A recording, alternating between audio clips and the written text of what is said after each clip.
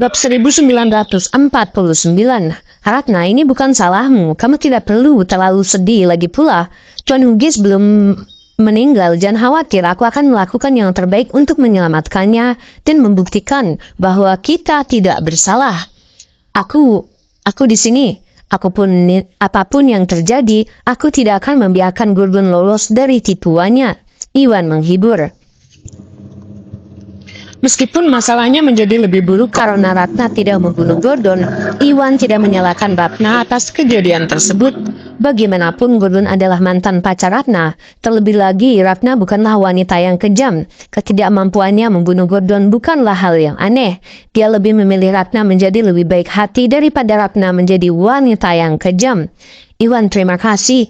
Ratna merasakan kehangatan di hatinya. Bukan saja Iwan tidak menyalahkannya, Iwan bahkan berdiri di depannya dan melindunginya dari segalanya. Itu sangat menyentuh hatinya. Pada saat itu, Ratna tiba-tiba merasa Gordon tidak ada bandingannya dengan Iwan. Dia tidak tahu kenapa dia begitu buta saat itu. Dia tidak tahu bagaimana dia akhirnya menyukai seseorang yang keji seperti Gordon dan bahkan menderita trauma romantis selama beberapa tahun karenanya. Gordon tidak layak melakukannya. Dengan mengingat hal itu, semua kesan baik yang dia miliki terhadap Gordon benar-benar hilang. Sejak saat itu, Ratna sudah membuka pikirannya. Dia benar-benar keluar dari bayang-bayang masa lalu. Tepat pada saat itu, mereka mendengar suara beberapa mobil. Yuda menyusul. Tepat setelah itu, pintu terbuka dan Yuda berjalan bersama anak buahnya. Yuda terbatuk sedikit saat melihat wajah Ratna menempel di bahu Iwan. Dia memiliki ekspresi aneh di wajahnya. Namun Ratna pada akhirnya adalah saudara perempuan Iwan, dan Tahri ada di sana. Yuda tidak merasa mereka melakukan kesalahan dengan keintiman itu. Ratna berteriak kaget akhirnya menyadari bahwa dia sangat dekat dengan Iwan saat itu. Jadi dia segera meninggalkan pelukan Iwan dan mundur beberapa langkah. Wajahnya benar-benar merah. Tuan Busnadi, apa yang terjadi saat ini? Yuda bertanya penasaran, tidak mengerti kenapa Ratna tiba-tiba menangis terseduh-seduh tadi. Oh, seperti ini. Iwan menjelaskan situasinya dengan singkat. Apa? Kamu masih bisa menyelamatkan Darius? Yuda kaget mendengarnya. Dia tidak bisa mempercayai telinganya. Dia mengira Darius sudah mati, namun Iwan mengaku bisa menyelamatkan Darius. Itu melebihi ekspektasinya. Di saat yang sama, dia akhirnya mengerti mengapa Iwan bersikeras membawa Darius pergi dari Dewi sebelum dia pergi. Jadi Iwan berencana menyembuhkan Darius. Ya benar, Tuan Hughes masih punya peluang. Namun keluarga Salim tidak mempunyai Ginoderma yang berumur 500 tahun. Jadi aku tidak begitu yakin aku tidak bisa menyelamatkannya, kata Iwan dengan menyesal. Ginoderma yang berumur 500 tahun, kami punya satu di rumah, bahkan umurnya 800 tahun, kata Yuda buru-buru. Apakah keluarga Gumlar punya? Apakah kamu serius? Iwan sangat gembira mendengarnya. Dia bahkan mulai bertanya-tanya apakah dia salah.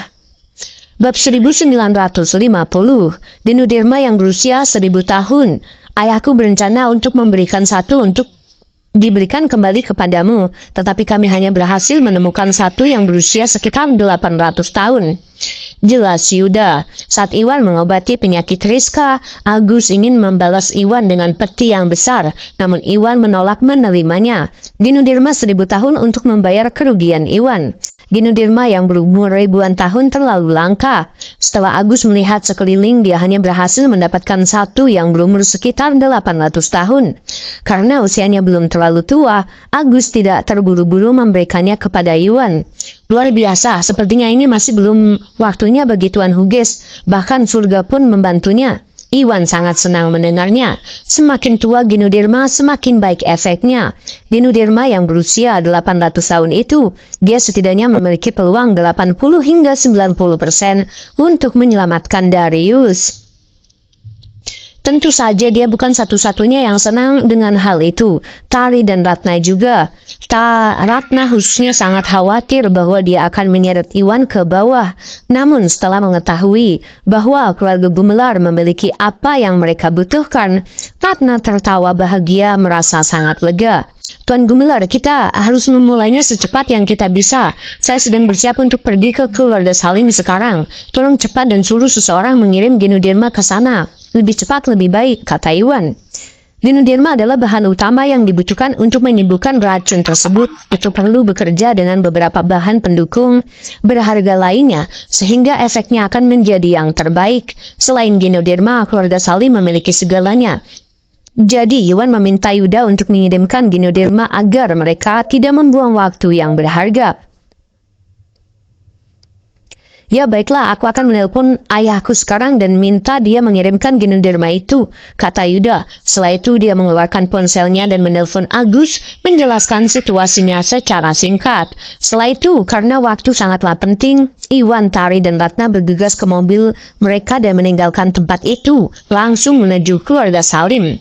Yuda adalah teman baik Darius dan khawatir dengan situasi Darius, jadi Yuda membawa anak buahnya juga. Dengan keluarga Salim, Daiman sudah menyiapkan semua materi pada saat Iwan tiba. Dalam sekejap, seorang ahli dari keluarga Gumelar membawa Ginoderma yang berumur 800 tahun atas perintah Agus dan memberikannya kepada Iwan. Tepat setelah itu, Iwan mulai membuat obatnya menggunakan Ginoderma dan bahan lainnya. Dia dengan cepat berhasil membuat penawarnya. Dengan itu, semuanya sudah siap.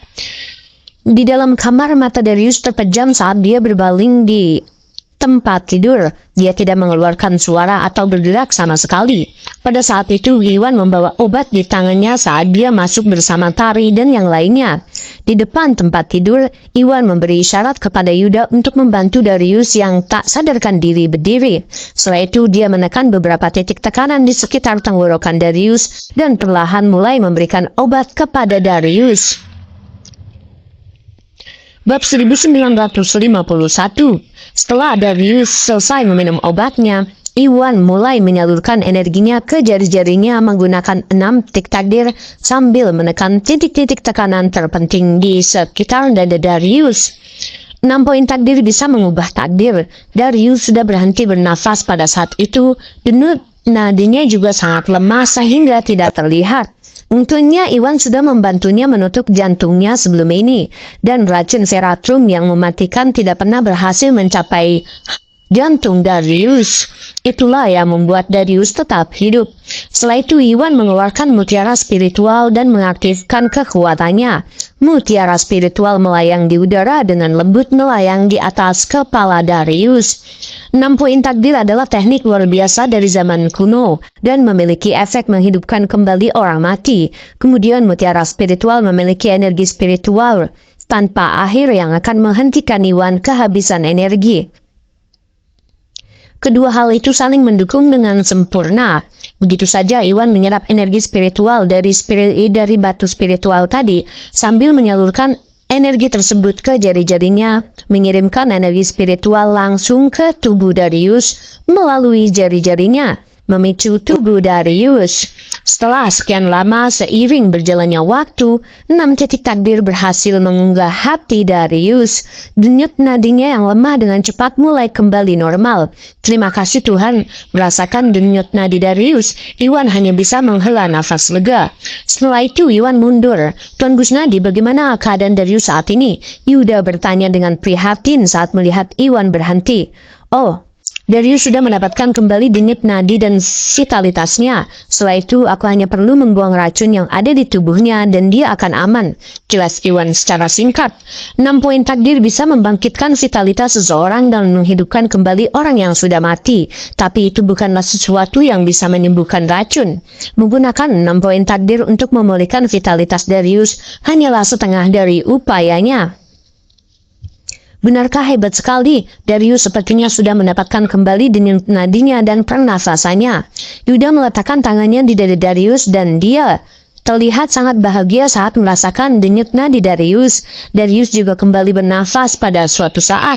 Meski lemah dan masih agak tidak stabil, itu sudah cukup membuktikan bahwa Iwan menghidupkan kembali Darius dari kematian.